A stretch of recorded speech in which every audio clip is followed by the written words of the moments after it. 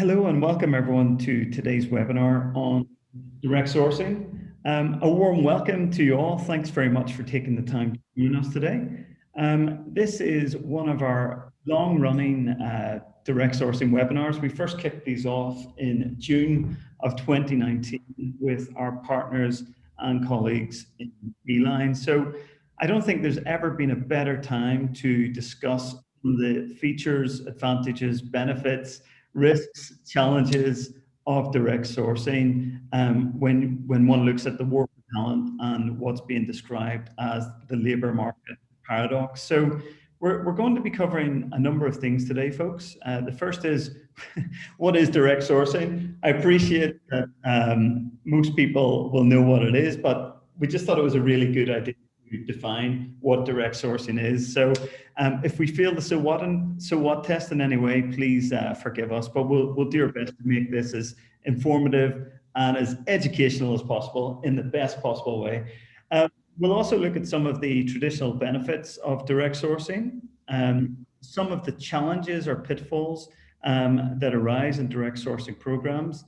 Also, I'm really pleased, guys, we've got a great mix of speakers today who I'll introduce shortly, of course, but we've got some of our speakers from what I would call the solutions or sell side, if that's not too crude, and also I've got Jan-Willem Weijers representing the buy side. So he's going to give us some really important tips in terms of building a business case within your organization around direct sourcing. And then we're going to look at some of the best practices and around direct sourcing and how best to get your program launched, which is going to be really interesting.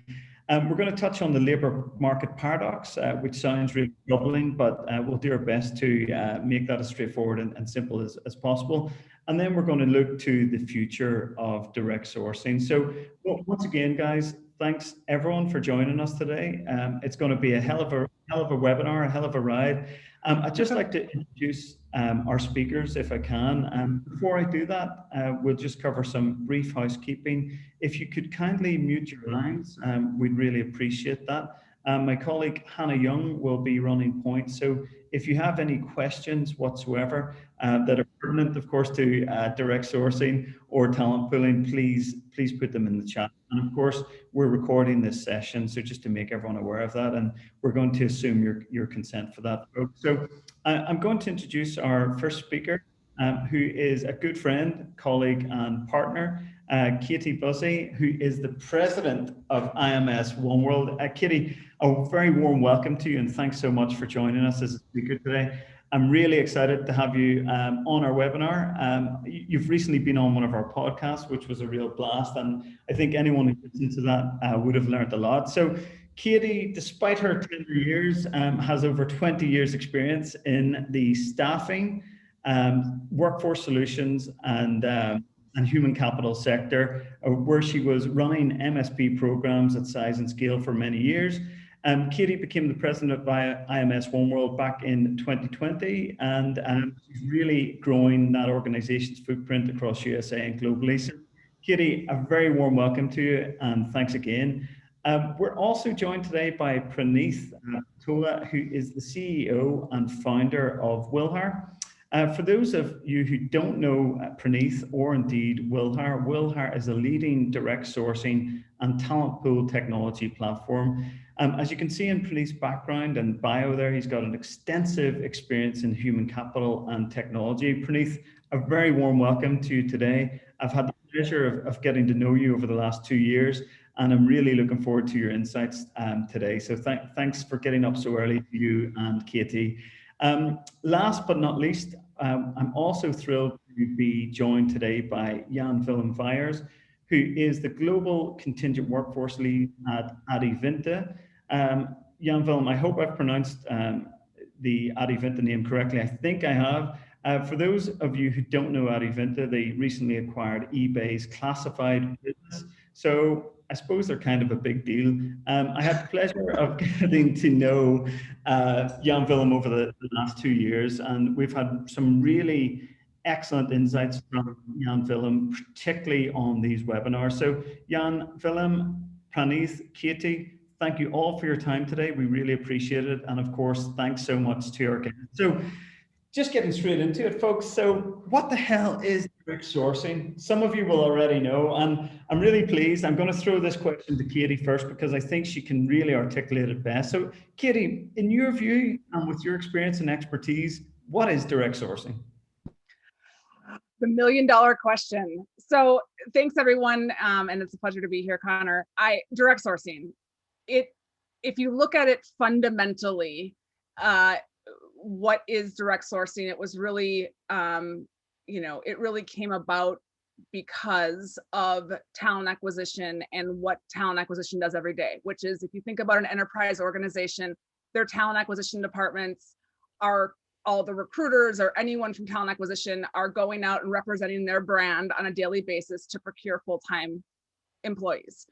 Part of doing that is collecting a pretty sizable collection of candidates that come with all of the recruiting efforts. So direct sourcing originally came about by the whole premise of, we have built this database full of gold and we don't have enough full-time jobs to fill all of these candidates in that want to work for our company. We don't want to lose them. So what if we were to deploy a strategy to leverage this database of gold and fill them in contingent roles, and then using contingent labor as a strategy within our organization to hopefully transition them to full-time, if the marriage, the win-win, makes sense. So direct sourcing is really about harnessing an enterprise's brand, going out to market, using the existing gold mine of candidates, and obviously attracting new, and then using all of those candidates and applying them and seeing if they're interested in placing them in contingent roles. Gotcha, Katie. And Katie, thanks so much for that definition. And I'll just maybe ask Praneeth, not the same question, but Praneeth, do you think direct sourcing works best underpinned, and I think I know the answer to this, but underpinned by a technology layer or platform? Yeah, I would obviously say yes to that. And first of all, thanks Connor and CXC for setting this up. Happy to be here, an honor to be here. Thanks everyone for being on the call. So technology, going through the journey of direct sourcing, I think it has been obvious journey for me personally, for our company, through multiple pivots. The technology plays a key role, but technology is not the only role. It starts from defining the process, knowing the process of what your organization needs. We call that as discovery, where you basically go through the process of understanding what has happened in the program in the last 12 months. Is there a business forecasting setup in place which enables you to bring that? And once you collect enough information, I just don't want to go much in detail to go to a discovery, but once you have enough information about your program, put it in a piece of framework and understanding what particular model is better for you, that's when you're designing the model on top of a technology in enabling that. The key value of a technology in today's world is how fast can you generate a candidate? What is the candidate experience? Like, imagine in today's world, if you are buying a product in the market and as a consumer, and you have a bad experience, you would never go back to that particular place or buy the product again. So building that candidate experience is the most crucial part of the talent experience. And I think just to extend what Katie mentioned through this discovery of direct sourcing in our industry, right? Talent acquisition has been doing this for quite a bit of a long time, where you have HR and talent acquisition processes. Employer branding is something which has evolved, which is why every organization has a talent brand. But to deliver this employer value prop to the market, that's where the technology comes in. And with the enablement, and as internet grew, the recruitment marketing science has matured to an AI level, where you can actually understand and say, what is the best way to generate candidates, right? So technology plays that key role in terms of while you can actually build and design it, but to execute it the most efficient way, it's humanly impossible to do, like posting jobs in multiple site, managing and doing that analysis each and every time. That's, I mean, I would never do that. And I would assume that in today's world, when you can actually click a button and get your ride and get your food, nobody wants to do that. And then that's where technology comes as a key play, with several aspects of whether it's curation, talent engagement. How do you engage this talent from a centralized approach, whether it's going to be integrated approach, because HR technology systems, if you see the history of what we went through, has always been an integrated systems. The biggest challenges even today in that ecosystem is, what is my integration project? If you're talking about 6 months project, the initiative itself might die off. So building or coming the technology which is enabling to create that plug and play mechanism, whether it's your HRIS system, whether it's your existing talent CRM, whether it's which is used on the full-time side, whether it's your VMS, or whether it's any other tools for this public talent pools, job boards, or several other matching engines or engagement engines as such. All that is why technology becomes a key piece. But without the right strategy, technology can do very minimal.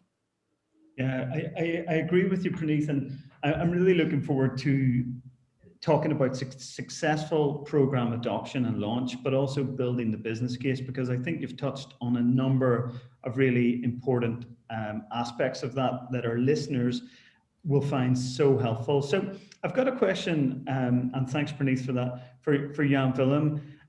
Jan-Willem, in your view, I know I think you've implemented 2 direct sourcing programs in your career to date from memory. In your view, do you need both a VMS and MSP in place for the program to be successful? So first of all, Connor, thanks for having me, and thanks for the big audience I've seen. So it looks like quite important that people want to take their time to listen to us. So back to your question, Connor. So I agree with together Katie and Praneeth, of course.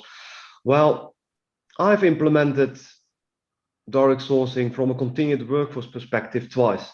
I've done direct sourcing and talent acquisition, which is also my background, even more. And I think from my perspective is that not having technology in place, not having a mature MSP or VMS setup, you can't start doing direct sourcing. So I think you first need to have all your basics right, which is a good end-to-end process, right technology, managers knows, and of course you can do that with suppliers, of course, that you're dependent on your suppliers, and you first can work on a proper process. And then you can make the next step to the next level and say, well, being attractive as an employer, but even as a company in a broader way, we maybe should build up a talent pool for our freelancers, for continued workers. That's the only way, in my opinion, when it can be successful. Just say, okay, let's do direct sourcing. That's a solution as one size fits everybody, which never will fit. So that's, in my opinion, the way you should approach when you're thinking about direct sourcing. And then, of course, you can talk about technology. You can talk about, okay, do we need to make a connection with ATSs, VMSs? On top of EVP, do we also want to build on a contractor value proposition? That kind of questions you could then later on. But first, you need to have a proper process before doing direct sourcing. Otherwise, and that's something you said, Praneeth. So if you have a bad experience, either as an employee or a freelancer, you never will come back. That's, in my opinion, that's my vision, or how you kind of call it, just a thought. Yeah, and I agree with you, but and I'll address this to the three of you, this particular question. I suppose for me, direct sourcing and talent pooling are inextricably linked. I don't think you can have one without the other, right? And if you think about building a talent pool, which to your point, Jan-Willem, you need the processes and the data sources in place in order to do that, right? What is your capacity plan? What is your demand forecast? What was your previous hires? What sort of roles do you want to put into a direct sourcing program, right? Because, does it make sense for repeatable roles, or are you going to have your SAP R3 people in your direct sourcing program when you hire 2 per year, right? So there's all those important considerations that we're going to delve into, right? But isn't the biggest problem, and I'm really keen to hear your thoughts on this, guys, isn't really the biggest problem that we do not, in most enterprises, whether they're large, medium, and probably small, well, maybe small might crack this puzzle, they don't have a single view of all their talent sources, right? So, and what I mean by that is the ATS doesn't talk to the VMS. Generally speaking, I know there's integrations, of course there is, right? The Workday doesn't have contingent people in it, or your HRIS system. You don't know who the hell's left your organization and why they left your organization in most times, right? And there's not this single view on a general basis of where the talent is, who the past, present, and future talent is. So I suppose my question is, do you agree with the thesis? And I'll address that to either one of you. So whoever wants to take it. Well, let's take this first. So because you're talking about enterprises and I'm representing enterprises, so what I have seen, it's not. Yeah, no worries. It's not only about that technology isn't interfaced or talking to each other, or whatever, but it's the upper layer that functions, honestly, are not talking to each other. So, and that's one of the things that that already. So you push the right button. Is that, in my opinion, HR is owning employees. If you're lucky, they're also owning the talent development program. Procurement is owning, most of the time, the silo of continued workers. Or when your program is already a little bit more mature, it's owned by HR, working together with procurement, still a silo. And then you have outsourced service, which is basically also people working for your organizations, which is the responsibility of someone else in procurement. They're not talking to each other. When we're talking about capacity, when we're talking about talent, and already, is that I'm always saying your employee of today will be your freelancer of tomorrow. Your silver medalist from yesterday will be your finalist for tomorrow. So when you will start about thinking about direct sourcing, it's not only a sourcing channel for continued workforce or a sourcing channel from talent acquisition. So you need to connect, you need to interface those 3 silos, and they need to talk the same language. You accept my premise, which is great, Jan-Willem. I feel incredibly enriched as a result of that, but thank you for that answer. Katie, Praneeth, any thoughts on that particular thesis? Do you accept it? Do you have a different view on the matter? I do accept it, but also kind of broadly, I think, as Jan mentioned, the challenge is in organization functions more than technology is a problem. And not surprisingly in technology, when the whole HR, the matured programs of HR technology, implemented ecosystems and enterprises talk about people analytics. I would say just go ahead and ask one single question, or even 2, is, hey, can you give me a total head count here for contingent in that people analytics tool, which is costing you probably a couple of $1 million every year to run a BI report? You will not find that. And because the data is not even fed into that tools. That was always HR focus when people analytics. And the second problem is, while almost every organization around the world today is talking about how do we build or align our diversity goals, our employee resource groups, and building that function from ground up and creating multiple practices in the hiring processes around the process. But when you think about that, same problem statement applied for the contingent, it's not applicable. In fact, your organization's diversity goals, and many organizations have 35% of the labor category as your contingent. Your 35% of labor categories missed out from that particular goal of diversity talent. So how do you even measure that? Like, you don't even have a data points to measure. Where do you today stand in your contingent programs when it comes to diverse talent pools? And the best part of our industry is, although we are a bit late, I think we have realized that as a whole industry, and enterprises, technology providers, and functions within the organizations, everywhere else, we are seeing a lot of momentum in bringing the diversity talent practices as a centralized approach. But is still disconnect. How do you align HR and procurement organizations to speak the same diversity goal language? How do you align those goals together from a functional point of view, from a marketing or messaging, but also implementation, but also from a data? And I think we probably are less than 12 months away, at least from a systematic point of view, for that to be resolved. You have seen in the industry where Workday or Utmost, an extension contingent side of the Workday, the EMS, external EWS, external workforce management, the new terminology in 2021 or late 2020, that everybody realized that we need to have this connectivity between this, and the language is going across the board almost in every technology group in bringing that together. I think we are there solving that problem. Maybe 12 months, a few will solve, maybe 24 months, but in less than 5 years, I think we are looking at a completely different world with technology and functions together.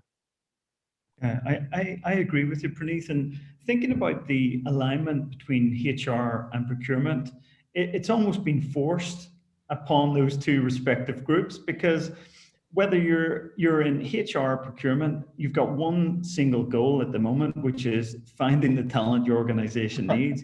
I haven't spoken to any talent acquisition leader, specialist, or whatever their function is in that, or a procurement buyer or contingent workforce leader that isn't facing that same problem. So this talent war, this talent scarcity, this labor market paradox that we'll touch on briefly, is really forcing that alignment between the organizations. And then if you look at some of the technologies that are out there, like your own, Praneeth, and there is others out there, by the way, and we won't name them, we don't have time, but that's really going to help solve that problem and promote that alignment. So just moving on, Praneeth mentioned curation and you mentioned efficiency.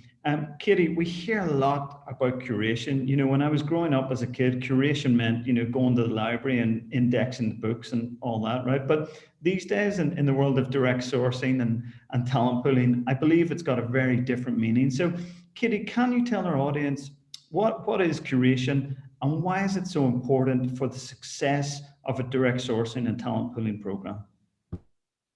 Yeah, great question. So curation is kind of become the word synonymous with the services part of direct sourcing. And so, yes, the library, but really, if I think about where I first heard curation or where it was used most commonly before I ever entered this direct sourcing world was when you speak about an art curator.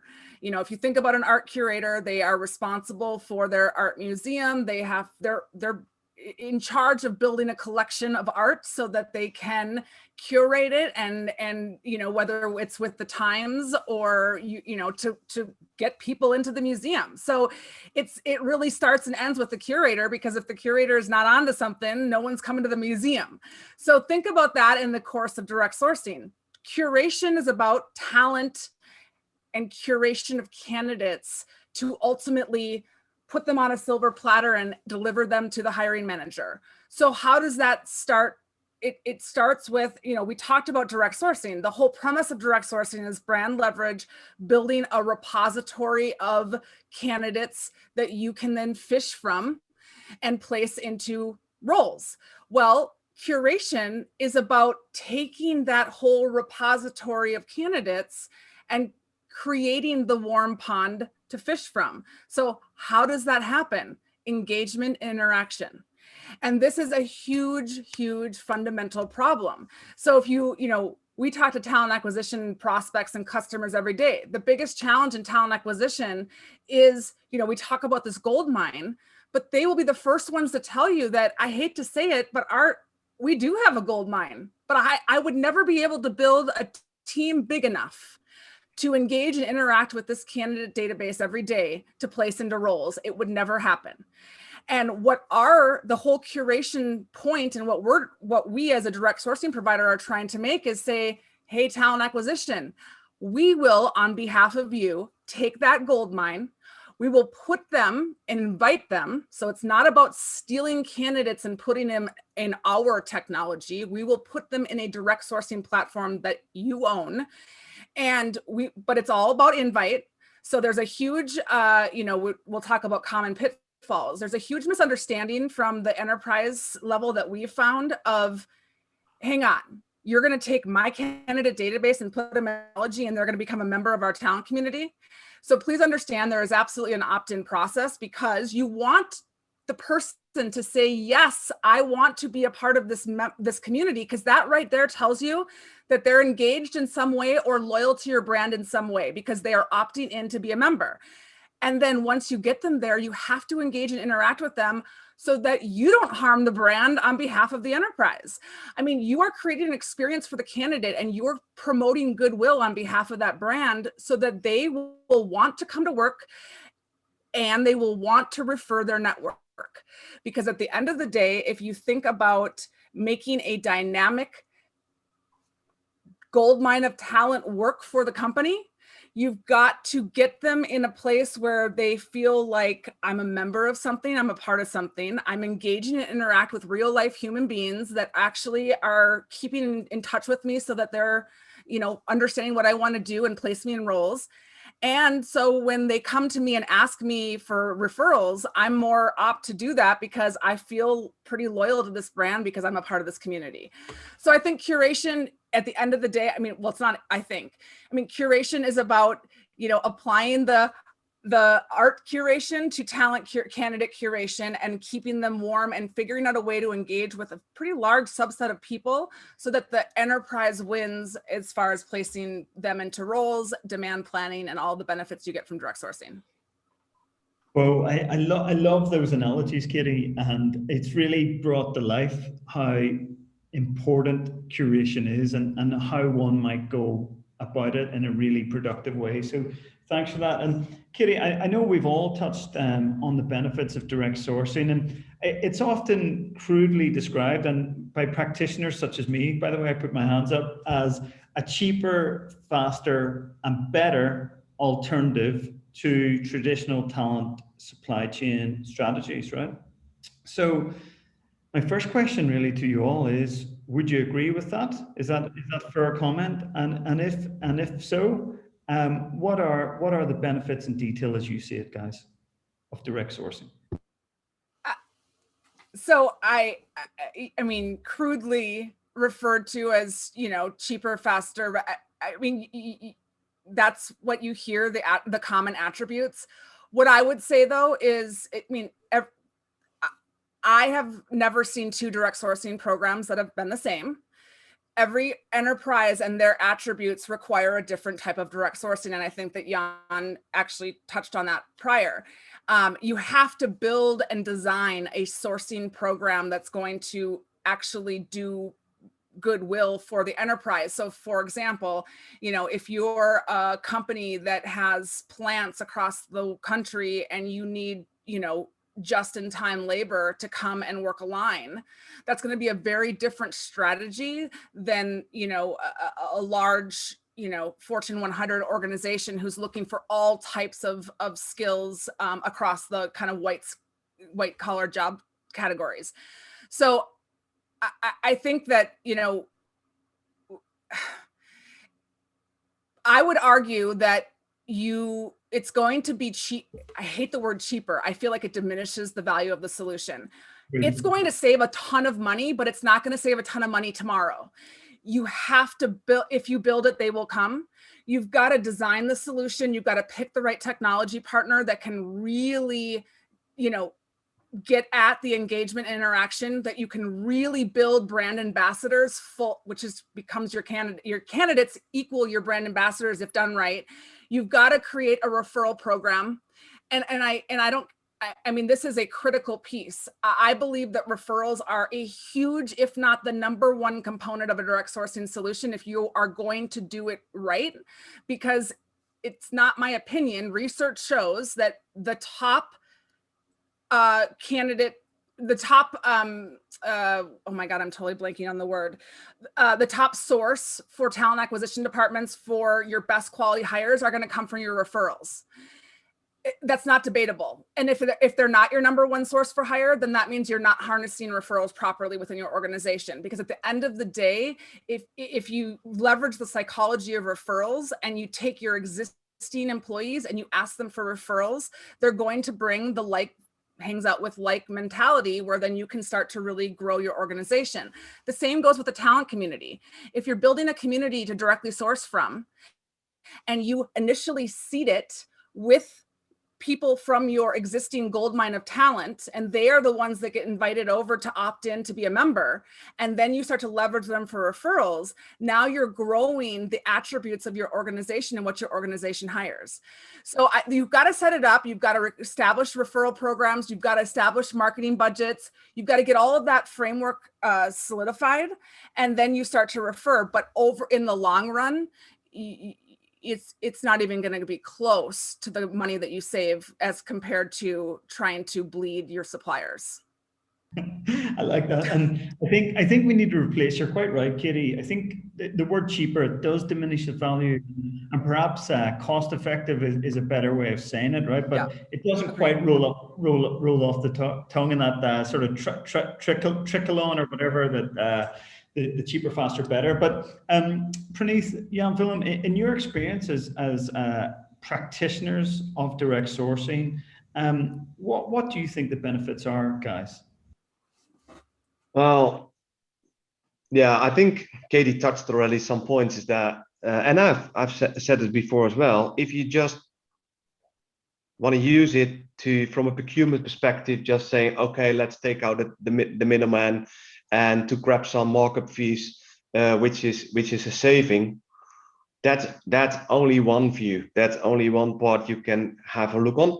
Of course, cost effective is always good, but from an HR perspective, and that's in my opinion even more important, is that you want to have access to your talent on the right time, and building up a program. And it's not only, and what I've seen in talent acquisition as well, that everybody say, well, we have direct sources and everything. It's not so easy to scrape from LinkedIn everybody you want to have in your talent pool, and you never send them a message. You never have been personal. Just send them the job posting and say, hey, I have a great opportunity because you're part of my talent pool. Can I unsubscribe, please? That's what happened. So you need to build a community. You need to be in what a two-way communication to your people, and then it's beneficial. Of course, then you have the right people on the right time with the right cost, or maybe the right price, or how you want to call it. And so making the connection between talent pools or sourcing channels from talent acquisition perspective, together with continued workforce, I think then you're a winner. Then you are really beneficial, because then you have access to probably the whole world. But it takes time to build it up. It takes time to maintain it. And you definitely need to work on, and as I call it, contract to value proposition needs to be in line with your EVP as well. When you're talking another language to your freelancer because they're only doing a job for 9 months, which is slightly different as all the warm feelings you have with your employees, then you're lost. So it could be beneficial from a finance perspective, but I'm not sure you're beneficial from a competences perspective, honestly. So in my opinion, that it's not only have to say, well, are you doing direct sourcing? Yes, we have that. And oh, that's fine. Check in the box. And okay, what's next? Okay, let's do a rate card optimization. Okay, well, then it's just a part of your strategy. Hopefully, it's part of your strategy, but you need to think about what's include, what's exclude, why are we doing it? Because, and then you can stop in how or so it's the easy model, you know. But if you don't know the why, don't do it. Yeah, I agree, Jan-Willem. And we'll come on to the business case part very shortly. But Praneeth, anything before we move on to our next set of discussions? Yeah, I think direct sourcing, many a times we use the word cheaper or cost savings or several elements.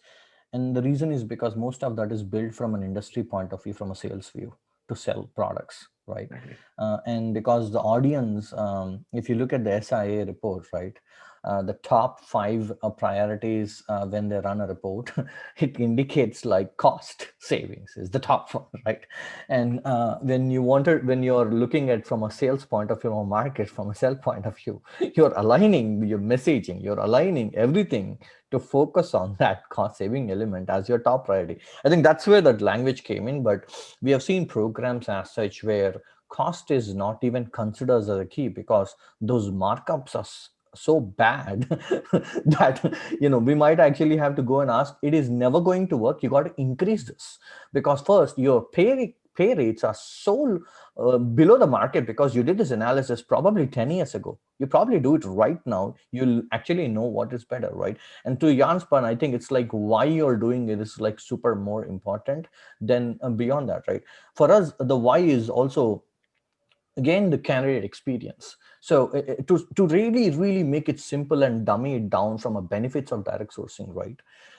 HR technology for talent acquisition, if you have remembered the days of paper ads and transitioned into more of email, web pages got built out, which would say contact our HR email, and then that transitions into a click through where you submit a form, which then gave the birth of applicant tracking systems. And the maturity of applicant tracking system has gone towards a much deeper customized workflows, segmentations by country, several others. Now we are living in a feature fight world of products in a talent acquisition space. And that gave, when the database is building out, as a natural tendency for any industry, engagement becomes a key. And that's where the talent CRMs came in. But when that all that's going on, the talent engagement maturity, the candidate experience awards, which HR and HR technology are so proud of in any organization, none of that has become applicable to the contingent side of the process, right? And I think there is only focusing on contingent specific direct sourcing, not talking about total talent. I think it's become very obvious that we have to bring in that candidate experience. If you're not bringing in candidate experience, like Jan mentioned, today's contractor is tomorrow's employee, today's employee is tomorrow's freelancer, today's freelancer is tomorrow's. A talent is shifting between there's multiple shifts of labor category, and you have to ensure that you have to provide a better experience. Imagine the world we are living in, right? If you go to majority of the organizations, as a consumer, as a job seeker, when I go online, what do I do if I want to find a job? I go to Indeed, I go to LinkedIn, I go to Monster or several other sites and search for the job I'm looking for. What do you see most of the time? My client is looking for a role. What does that really mean even? Well, like my client is looking for a role as a consumer. And the black hole syndrome, which actually happens behind the scene, that is... that deteriorates and adds so much noise into the process that's a problem. You're basically changing the industry to get to your backlog for 20 years. Direct sourcing is a way to actually upgrade yourself. It's not like a thing of should I do it or not. You must do it. If you don't do it, you'll be one of those guys who are still using Nokia 3315 in a smartphone world. I love the Nokia 3315, but Praneeth, you've really hit on something there around candidate experience. And I know Katie's mentioned that. I know Jan-Willem has mentioned that. We're going to come on to the pitfalls. But to my mind, at the moment, we've heard of this great resignation, right? But I would call it the great rebalancing. And what I mean by that in its simplest terms is that the power is now with the talent, right? Because they hold the key, right? They can work with and whom they want these days. So the power is with them and they can call the shots. Therefore, if that analysis is to be accepted, we as practitioners, whether we're on the solution side or the buy side, it's incumbent upon us that that candidate experience is top notch, absolutely top notch. And if we come on to the challenges and the pitfalls piece, there's 6 that we commonly get asked about. God, I've just been writing on my hand, so forgive me. But there's 6 that we come across quite a lot, which is, does direct sourcing work for niche roles or positions? Is it better to be applied to volume-based or generalist categories? Is there certain markets geographically or clients where it's best suited to? How much change management does the organization have to put in to make this work, right? So what is their work effort? The biggest one that we get asked a lot about is, how do you manage supply base disruption or disintermediation when you bring out a direct sourcing program? Can they sit almost pari passu, first amongst equals? Can they sit side by side? Should it be tiered, right? And large enterprises are really concerned about that, because in the war for talent, they need the suppliers probably now more than ever, right? So that's the first 4. The other 2 relate to, how can you ensure that the candidate experience is really, really good? And I would go as far as saying it now needs to be excellent, to follow your point, Praneeth, and Jan-Willem and Katie's and mine. And then the other challenge or pitfall is around the employer brand or the employer name. Can you use it?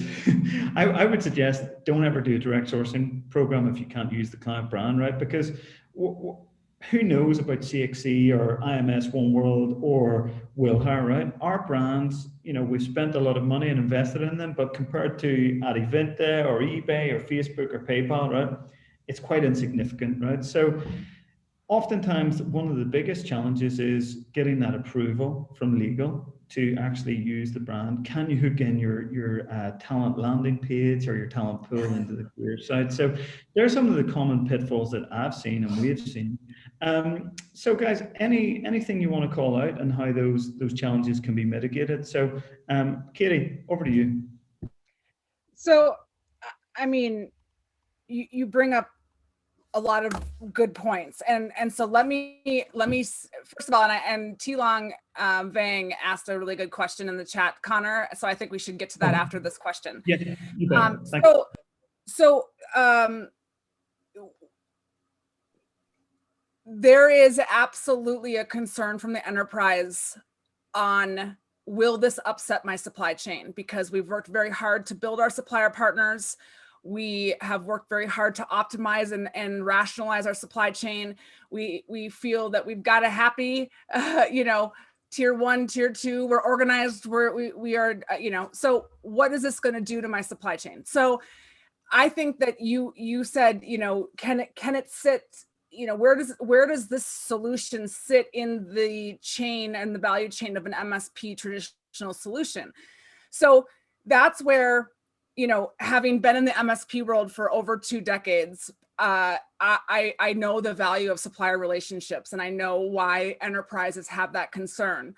What I think is important to note is there are direct sourcing solutions out there that operate, would be debated as any other supply, a supplier the same kind of way. I mean, direct sourcing it has many different iterations. My argument is, we as the direct sourcing provider who's harnessing your brand on your behalf, and we go out to market every day to create a warm pond for us to fish in on your behalf, we better be doing something different than the supply chain, because the whole point is, if you can take a direct sourcing solution, bolt it onto your existing mature MSP and make it better, then it's a win-win all around. And so what does the direct sourcing provider do that's better than what you can do with your MSP supply chain that you have today? Well, we've talked about it.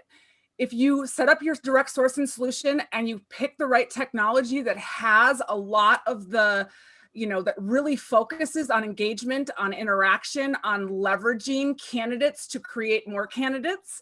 So, we have technology partners, and we pick, the right technology for the right client.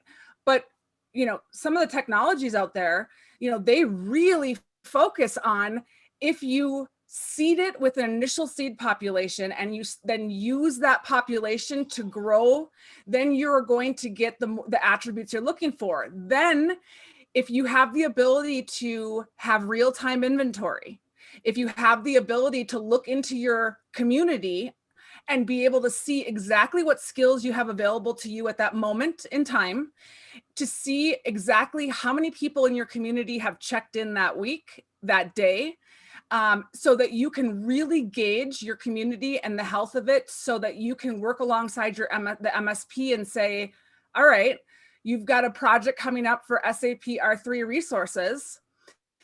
You've got your IT tier 1 suppliers that will work on it as per traditional methods. The direct sourcing component, in my opinion, should absolutely have a very targeted strategic component to that project to say, okay, let's look in our community today. How many people have those attributes? Let's leverage them for referrals. Let's leverage them to, do they have crowdsourcing? I mean, there's a lot of cool stuff in the direct sourcing text right now that can really get at that. So, Connor and I debate daily about, do we believe, Connor comes from, now he's changing his mind. I'm showing him the light. That direct sourcing really can only be applied to repeatable skills, or you focus on one key area and that's what you're going to directly source, and you're going to be the best at directly sourcing that on behalf of the enterprise.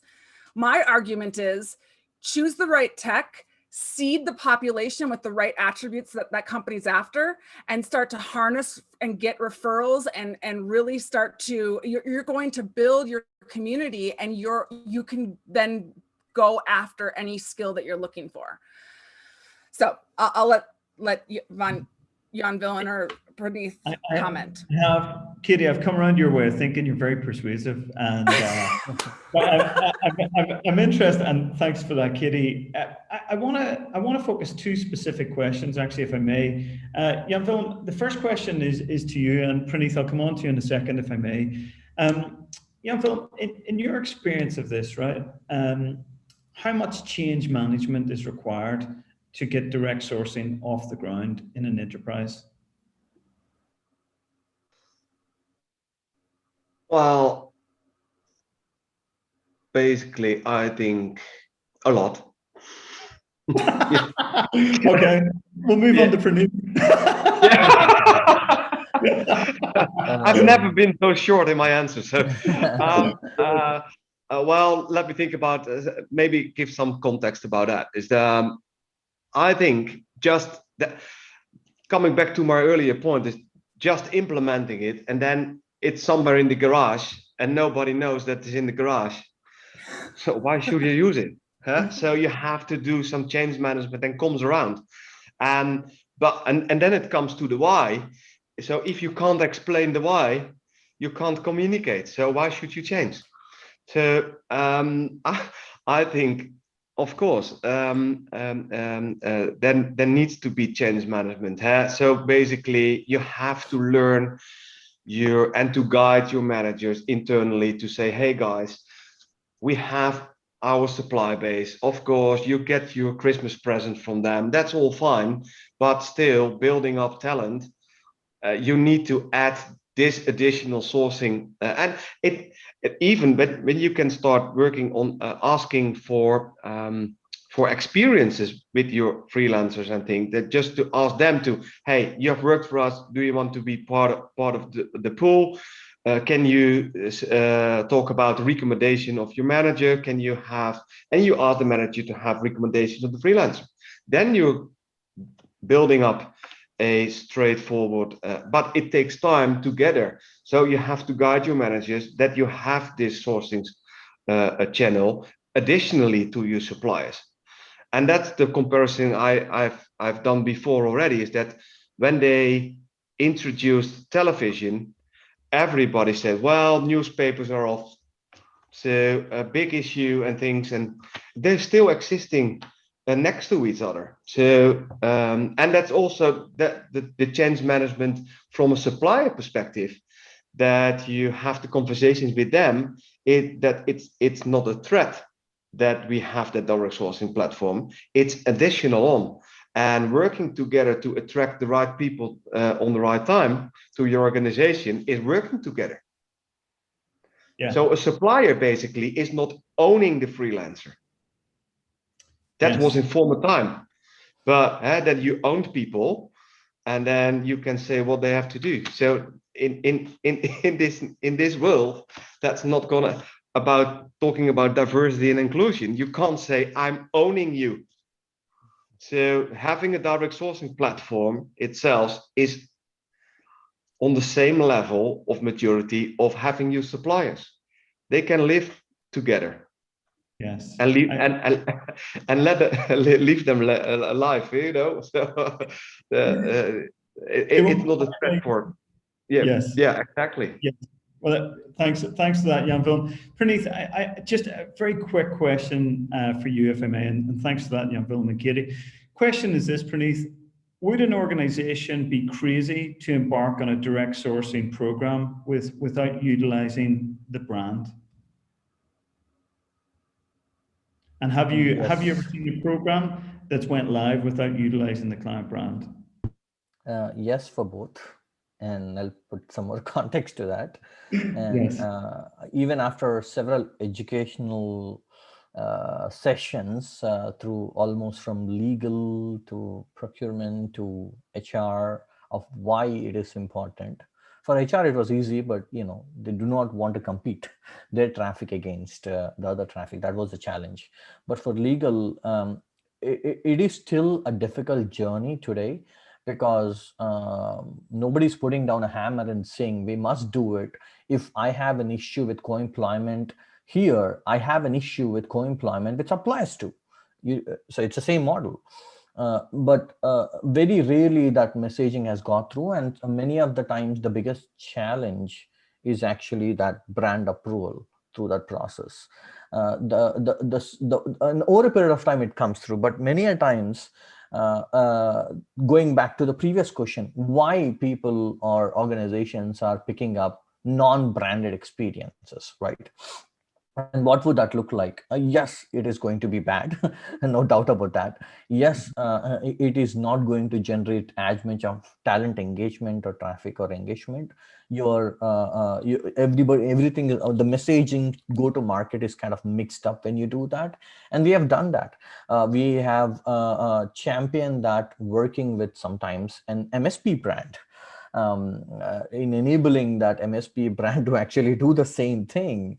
But and the pathway forward on a roadmap is, how do you keep minimalistic change management? That was a bigger question, because it's so important walking through this newer path. Although direct sourcing is not a new path we're just adopting, that's been done for ages. But it is new to a specific set of organization. The language is new, because we call it as contingent labor, not talent acquisition for temp labor. That tells something about us as an industry, right? So when you're bringing this particular processes of newer processes, which are fairly not new, how do you decouple that and make it really simple? One is brand. You don't get a bank approval. Can I show you and let you build a business case of why you should do this? How much talent pool has grown? How fast? What is my time to fill? What is my cost of hire? What is the quality of hire? And how many of these people were able to convert full-time if they had to? How many of the engagement models have we built which enables us for better talent experiences? Once you build that proof model, then there is like, yes, this totally makes sense. These guys are payrolled by the payroll provider, so there's no co-employment. There's nothing written out there which says, using of an online job board, a brand posted with very specific disclaimers will get us away from the co-employment. But again, only because of keeping the change management minimal. How do you plug into a program like a supplier and go live? That's been the journey of how getting the programs off the ground very quickly. That would be the, but truly speaking, if you actually have an opportunity to actually even wait for 2 months to actually get an approval to do that, that is the best way to do it. Just to give you more contextual metric example, we had one supplier in the program who was also kind of a partner. And we started the direct sourcing program to prove the point. In the initial, we said, we'll prove it to you in 2 weeks. How do we prove that? How much brand difference creates? We took the same job, released at the same time, same title, same job descriptions, put it on Indeed through direct sourcing program, put it the same up supplier, posted in the same, probably in the same 5 minutes. The customer brand generated about 129 applications in a single day. The supplier job generated 21 applications. Oh my God. Same budget, same. There's our answer, right? It just underlines the importance of this. And guys, I think anyone listening will have enough ammunition to build a business case, right? Around direct sourcing. I think we've hit some really good points. I want to move on for the last 5 minutes to the questions we've got from our audience. And thanks for joining, and thanks again for the questions. So our first question, Katie, I'm going to hand over to you, if I may. It's from Tilong Vang. And I hope I pronounced your name correctly. Do you find the candidates in the curation pool, if they find a position with another company, leave the pool, or do they tend to stay in the curation pool? This person's trying to gauge how many of these candidates are still available, if they're in maybe 4 or 5 other curation pools with other companies. So Katie, over to you, if I may. That's a great question, because not all direct sourcing solutions, which when I say a solution, that means the curation and the technology, are created equal. And so the clarifying question I would say back to you, Tilong, is what kind of direct sourcing curation pool have you created? Because Jan-Willem said this, and I could not agree with him more. The power of a community is, well, you can't call it a community unless everyone in the community can engage and interact in a 360 way. So if in my opinion, that is the absolute way that you create your direct sourcing program, is you've got a technology that allows for that communication. It allows for the candidate within the community to own their profile for the life of their membership in that community. Why is that important? Because Tilong, to your point, you need to be able to engage the engagement of your community. You need to then understand if they've taken work elsewhere.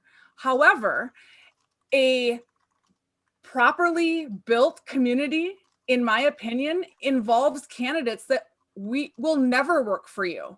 In fact, they're in there as a side hustle to refer their network because they fit the profile of someone who, yes, they were originally found because the enterprise, picked a select group of candidates, sent them an invite for their new talent community, and they opted in. They're engaged, they get the marketing, they feel a part of something, but they're currently working. However, they might be an SAP R3 resource. We're not going to discriminate if you never want to work for us. However, when you see an SAP R3 job come out and there's a $1,000 referral bonus, chances are he's going to be pretty motivated to give us or her the referral. So it really matters and starts in what's the makeup of your pool, because you want candidates to stay in as long as they're engaged, they're willing to refer, and so you keep them around, but you need to have the ability to take a proper inventory of your community, and you need to be able to allow for who are in my community that are truly just referral mechanisms and who are really wanting a job. Those two things make a difference, and then you can start to take inventory. So it's a great question. Every direct sourcing solution with technology operates a little bit different. And so the answer to your question could be answered in 5 different ways because of that. Thanks, Katie. I think that was a really comprehensive answer. And Praneeth has been busy typing away, responding to Richie Smith. Hey, Richie, how are you doing? Thanks so much for the question. So, guys, just very briefly, if you can hang on for 2 minutes, I really like this question from Stephen Well-Be-Love, which relates to enterprise open talent platforms, or talent marketplaces, as I would describe them. And essentially what Stephen is asking is, are talent marketplaces or open talent platforms, which are curating crowds or communities, is this a form of direct sourcing, albeit in a different way? I can answer that question. I think it is not direct sourcing unless they're There's a whole lot of pre-built components into that. But listen, I'll hand over to Praneeth and Jan-Willem and Katie to close out with that question. Well, from an enterprise perspective, maybe the marketplace itself is not a direct sourcing. Correct. But direct sourcing program could include a marketplace. Yes. So it's part of it. So what I've done before, so we built our own community and we connect some marketplaces into it, just to make sure that when you have a job posting or things like that, you can just push it to the world, and also using that kind of platforms. But building your direct sourcing platform, it is just the platforms. You can connect all those platforms into it, onto it. But building the community, that's more than that. Yeah, I agree. Praneeth, any questions or any response in relation to that question? So I think the question is fairly broad in nature as such. I think for the most part, there is a concept of public talent pools and private talent pools or marketplaces, which is very matured in our industry. Whether you're tapping into a freelancer marketplace or whether you wanted to create a crowdsource recruitment using recruitment marketplace, which is you're competing several recruiters to win against one submission, or whether you're trying to build out a collection of resources in a very geo-local strategy with a skill specific strategy. But now you think that for your program specific, you're basically engaging and building that talent because it's relevant for you. You're investing into that because this is a repeated part of it and you want to do it in volume. So you're switching that on channel through an automated or non-automated approach. So all this is data. Data can exist in multiple marketplace forms, or multiple database forms, or multiple elements, whether it's LinkedIn database, Indian database, Monster, Career Builder, Seek, the list goes on. What is relevant for you? What strategy is relevant for you in reaching out and bringing that back and engaging, and also making sure that you're keeping it sane, right? I think it can be part of it, but it can be, it has to be co-designed based on the program specific needs, based on it. Sometimes if you have a global program or even a national program, which has 5 different job categories, you cannot say, I'm going to use LinkedIn for light industrial. That doesn't work, right? If your 50% of the program is light industrial, the process of engaging the talent is completely different. How do you Uberize that experience? That's a very key powerful element, is how do you Uberize, like what Uber has done in the past 10 years or 7 years? How do you take subsegment of that learning and apply to your geo-local talent specific from pre-pooling of that on-demand talent? So each particular segment is different and the marketplace or data sources is completely different. It's just a strategy and how you execute it. Good stuff. Well, Praneeth and Jan-Willem and Katie, guys, thanks so much for your insights, your expertise, and giving us a showcase into your experience. I think for our listeners, they would have learned a hell of a lot around the features of direct sourcing, the challenges, the opportunities, the risks, and more importantly, the benefits. So I really appreciate your time, folks. Thanks ever so much. And also thank you very much to our audience today. Really appreciate you guys joining, and hope you can tune in for our next one. So thank you very much, guys, and I'll close it down. Take care. Thanks, everyone. Thank you for your time. Thanks, everyone. Have a great day. Have a good day. Thank you, folks. Bye-bye.